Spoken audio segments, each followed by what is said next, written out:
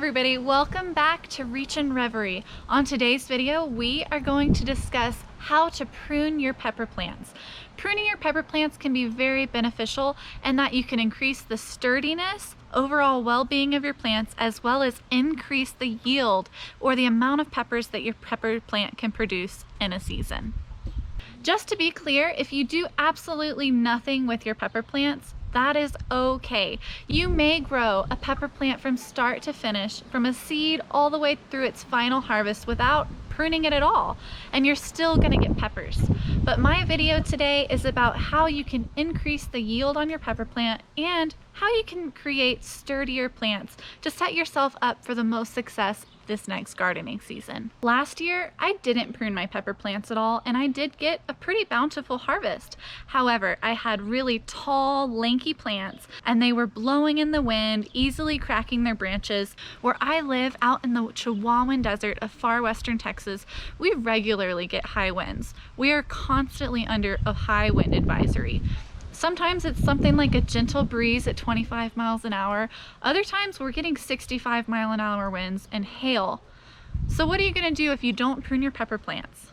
Starting this season, I've started implementing two methods when it comes to pruning my pepper plants. One method that I use is called topping, and the second method is trimming. Let's take a look. In this garden bed, I have 3 Cubanelle peppers. We have 2 Brazilian starfish, 2 Buena Mulatas, a shishito. I have some cayenne pepper right here. This is an albino bell pepper. We have 2 lilac bell peppers. We have 2 Pekin peppers, 3 pepperoncini pickling peppers, and 3 habanadas. Some of these peppers do look a little ragged. We actually had a pretty heavy hailstorm yesterday. I was planning out this video. I almost decided to even cancel shooting it altogether, but I decided, you know what? Hopefully somebody can take something away from this. And even though we look a little ragged from hail damage, you guys can still get the idea. The first method for pruning plants is called topping. This cayenne pepper right here, yesterday was about this tall. And what I did was I just pinched along the main stem right above a new growth node and took away that top. What that's going to do is it's going to make the plant sturdier. Instead of just growing one stem, now it's going to focus its energy on growing side shoots, and you're going to end up with a stronger plant. This one plant being super tall and skinny, relying on one main stem, is going to blow in the wind and could break really easily. This same variety is another cayenne pepper. I pruned this one weeks ago. And do you see how instead of just relying on one stem, it has the main stem and then it has several other large side shoots already started. And when it's really windy, it holds up just a little bit better from being stockier. Another example of a topped pepper. Topping earlier can promote side shoots earlier. So you can see this one has several stems coming out. This Buena Mulata was topped pretty early on. You can see it's topped right here. And look at those side shoots all coming out. Much sturdier plant. Topping your plant is also going to create more production, because instead of trying to grow one stem up, when it grows those side shoots, each side shoot is going to start producing peppers at the end of their shoots. So if you don't top your plant, yes, you're still going to get peppers. Eventually the side shoots are going to grow, but it takes a lot longer. I topped this Buena Mulata weeks ago, and you see how many peppers it's already starting to form because those side shoots started developing earlier. This year, I began topping my plants when they were between 8 and 12 inches tall. The next way that I like to prune my pepper plants is I actually trim off all of these really large leaves on the plant. And I won't do this all season long, typically just towards the beginning of the season to give it a kickstart on growing its side shoots. What it looks like after you've trimmed off all of these big leaves is this example right here. So I pulled off all of the big leaves yesterday, and right above the big leaves are new side shoots. So when you leave the big leaves on, your plant is focusing energy on growing these big leaves bigger. When you pull off the big leaves, it gives more light to the little leaves, and it also, the plant can't put the energy into those leaves anymore because they're gone. So instead, it can focus on producing and maturing the side shoots. You can see this pepper plant hasn't been pruned very much at all. And it has a set of flowers there and a set of flowers there. That's it. It's really a healthy plant. There's nothing wrong with this pepper plant. But look at this one. Can you see I have at least 6 different sets of peppers forming, where this one only has 2. So now this one might look set back initially, but within 2 or 3 weeks, this plant is going to be bushier, healthier, and with higher yield growing than this plant. And this plant will eventually produce more peppers, but it's just going to take a lot longer, and they're not as efficient because they're wasting so much energy in growing these leaves really big on the single stem. You can see those side shoots are there, they're growing, but instead of putting all of their energy into growing their side shoots, they're putting a lot of their energy into keeping these big leaves healthy.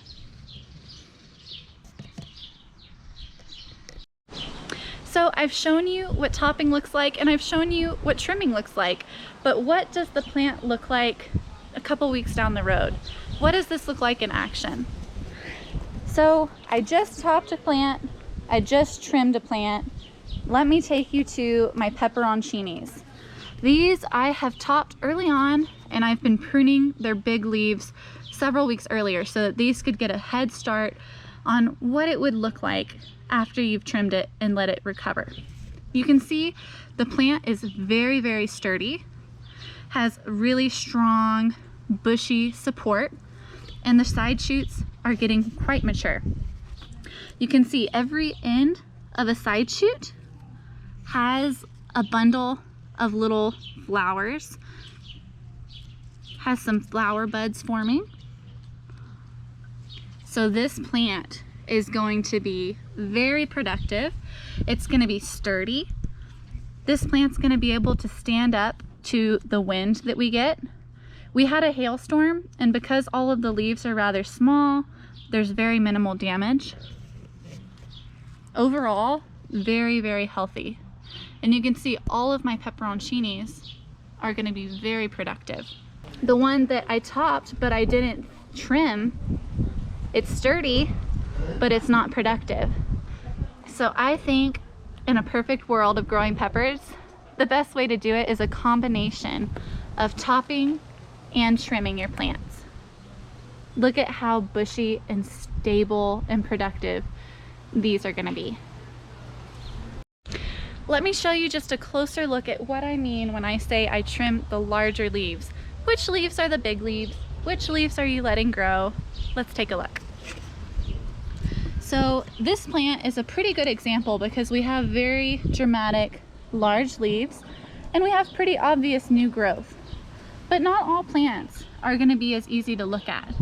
My Buena Mulata, for example, they all typically have pretty small leaves in general. So as we take a look at our pepper, you follow along the main stem and you'll see a large branch with a leaf on it. Literally just a leaf with its stem. Well, if you look at the base of that stem, there's going to be a node where new growth comes out. You're going to pinch the big leaf and leave that big node with new growth alone. So let's see that again. We're going to follow the big stem, the main stem, and you see a leaf, a big leaf, and some little growth, a little node above it. We're going to leave the node alone. We're going to pinch that big leaf off, and that's going to allow this new growth to get bigger right there. Big leaf, gone. We're going to keep doing this. So So we see the big main stem, a big leaf, and new growth. We're just gonna pinch that big leaf off. Just gonna keep going.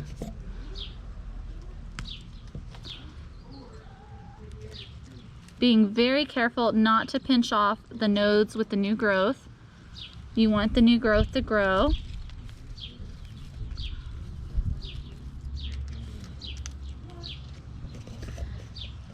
All right. And this might be a shock to your plant, but if you have a generally healthy plant, it's overall gonna make it a healthier plant in the long run. I like to do this in either early morning or evening. I don't want to do this when we're about to be in the heat of the day, because you're putting a lot of stress on your plant and you want it to be able to recover in a healthy way.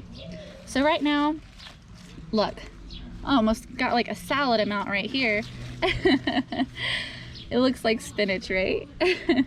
These are all of the leaves that I just pruned off of this pepper plant. Left a couple big leaves. I'll prune those off later. Want to give the plant some time to recover. See, on this one I left a couple big ones too. But you see this?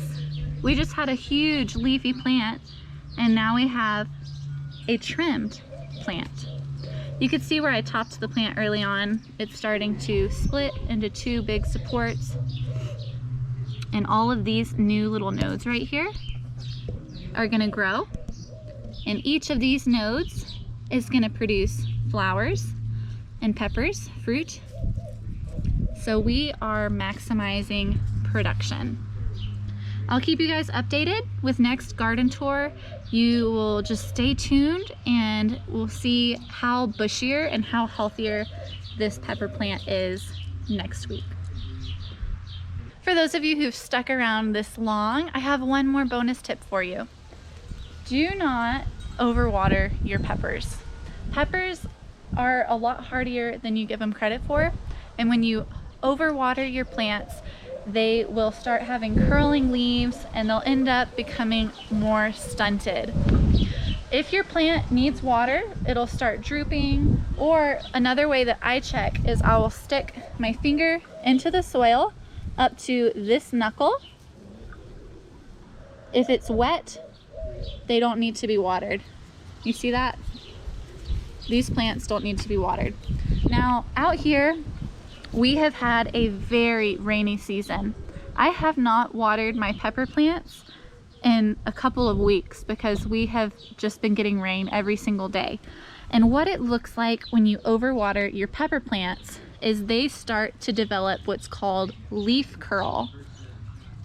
You see that? Where the leaves are bunching up and curling. That means that your pepper plant has had too much water. You can see it's a mild deformity where your leaves start being curled. Instead, for example, see these Buena Mulatas look happy right here, good leaves. And then a lot of my plants have these curled leaves, and there's not much I can do about it because it's being overwatered from rain. Wasn't expecting this amount of rainfall. You can see my habanadas, a little stressed, lots of leaf curl. And what happens is if you end up spacing out your water better, say we stop getting as much rain and I only water 2 to 3 times a week, then my leaves will recover. All of the new growth that's on the plant won't be curled anymore and your plant won't be as stunted. It'll continue to grow as normal. So those are just some things to look out for if you are watering yourself and you start to notice that your leaves on your pepper plants are bunched up and curled. You might check, use the finger trick, see if your soil's damp. It might be due to overwatering. Let me know down in the comments below, how do you grow your pepper plants? Do you leave them au naturel, or maybe you prune them? What in your experience has been the best way to grow peppers in your climate? I know that not every climate, not every growing zone is gonna be the same. Peppers around here have to be able to live up to the wind. You see how windy it gets?